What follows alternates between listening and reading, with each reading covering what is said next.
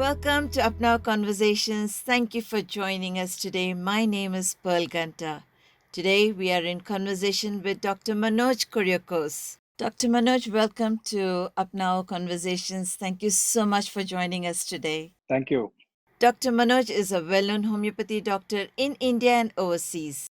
He has a legacy of treating patients over the last 30 years by boosting immunity and enhancing quality of life. For 30 years, you've been treating patients, and I'm sure there are a lot of children that you have treated. What do you say about children and the current situation that we're facing? I do hold a very special place for children in my heart. Our generation is the most messed up generation in terms of health. Agree or no? The number of cancers, the number of kidney failures, the number of diabetes, we never had them. That means obviously we are doing something wrong. Instead of correcting what we are doing wrong, we are passing on the same information that has been passed on from our parents and grandparents. We are passing it on to our children. We are not giving a pause and wondering whether what information we are passing is right or wrong. Small thing. How much to eat? How do you know how much the child needs to eat? Because your parents have told you how much to feed your child, or your grandparent told you. So, beta, you need to have 3 idlis a day or 4 idlis in the morning for breakfast. But the child wants only one and a half idli. But you don't listen to the child needs. We will force them to eat those 4 idlis. When talking about food, I think this is one of the major concerns during this lockdown period. What will I feed my kid? What is good to build his immunity? And things like that, with so many messages circulating everywhere of how to build our immunity. What is your take on that? Let me give you a different perspective of the whole thing. 70% of the Indian population are below poverty line. You know what is the standard meal plan? Rice, dal, pickle, 3 times a day. If the 70% of the Indians who are under poverty line are able to manage all the physical work in the country without eating all these vitamins, why can't you and I do the same thing? It's not what you eat, it's how much you eat that is important. Let me explain this to you. Our older generation were people who were 95% outside, they were physically very active. Today, we have all shifted indoors. We are 95% indoors. But we eat the same amount of food that our grandparents used to eat. Nobody told us that you guys have shifted from being outdoors to indoors. You cannot eat so much. Even today, we force our child to eat so much that our grandfather used to eat. We need to understand that the size of our stomach is the size of a fist. This is how much is the size of a stomach.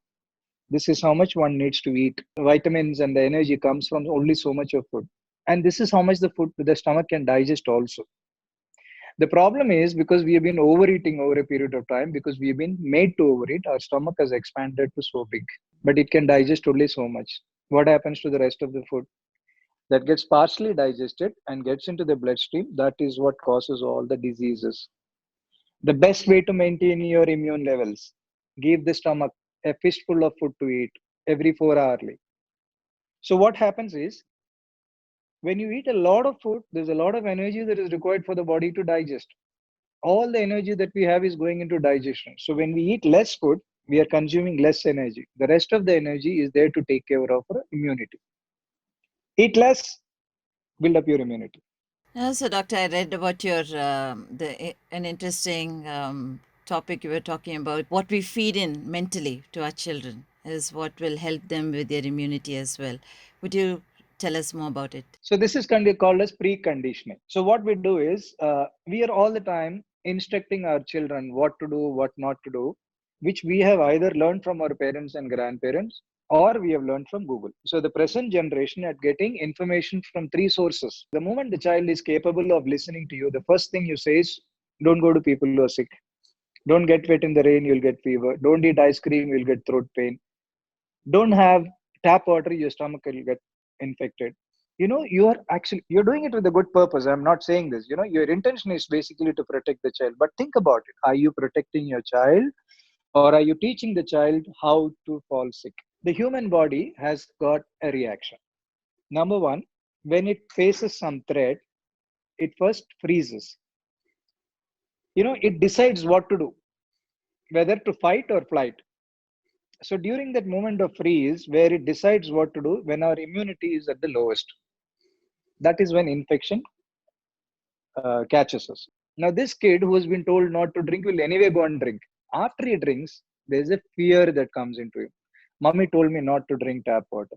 The moment that fear comes, the immunity plummets. It goes down, and then the child catches infection. How much ever instructions you give your kid, are you still not visiting the doctor or no? You tell me this.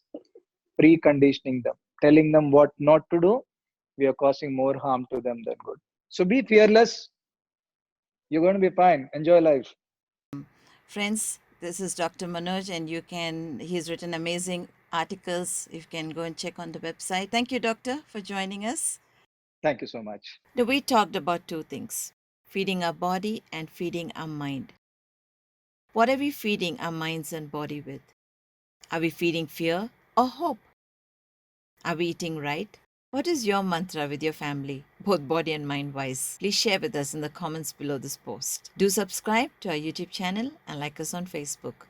Keep watching this space as we have more conversations. Until next time, this is Pearlganta from Apnao. nayeesochnayajeevan. अपने कदम बढ़ाओ आओ